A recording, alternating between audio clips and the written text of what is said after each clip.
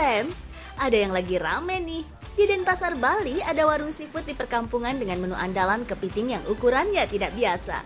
Wah, tidak biasa ini gede gitu ya. Terletak di Jalan Trenggana, Denpasar, Bali, warung kecil ini tidak pernah sepi pengunjung.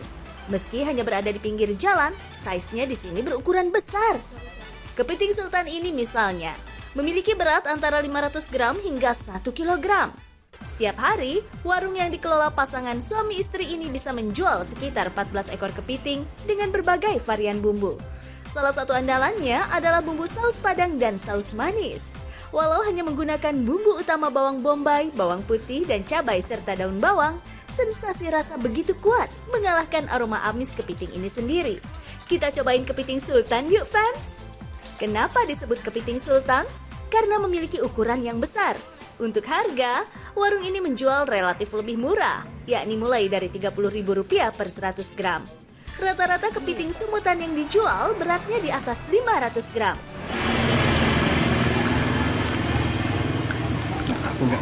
Walaupun di kampung, tapi rasanya itu melebihi yang di tempat wisata aja.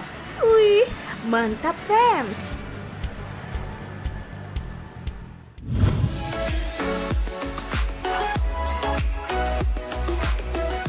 Fams, selain kepiting sultan, ada juga nih kepiting yang gak kalah menarik. Kini bukan cuma manusia nih yang bisa tinggal di apartemen, kepiting juga bisa loh. Tapi yang ini bukan apartemen ala real estate ya. Yang ini nih namanya vertical crab house atau akrab disebut dengan apartemen kepiting. Soalnya, kalau biasanya budidaya kepiting dilakukan di daerah pesisir yang memerlukan lahan tambak yang cukup besar, nggak berlaku buat teknik budidaya yang satu ini.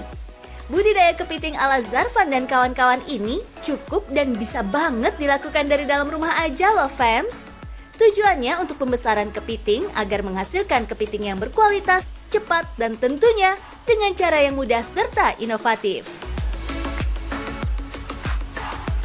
Memang kita banyak keresahan dari kepiting-kepiting yang kita dapat, itu banyak kepiting yang nggak ada isinya.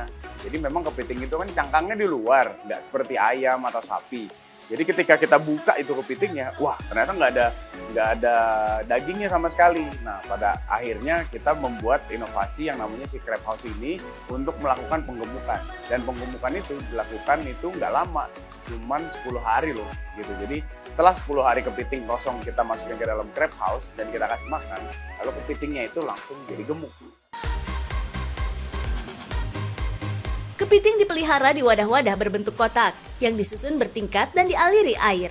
Dalam setiap kotak atau wadah ini hanya boleh berisi 1 ekor kepiting fams, sehingga seolah kepiting hidup dalam apartemen kan? Tujuannya biar kepiting gak saling menyerang satu sama lain, dan tentunya agar setiap kepiting bisa dipastikan mendapatkan perawatan numero uno fams. Widih, kayak banget nih tuan kepiting.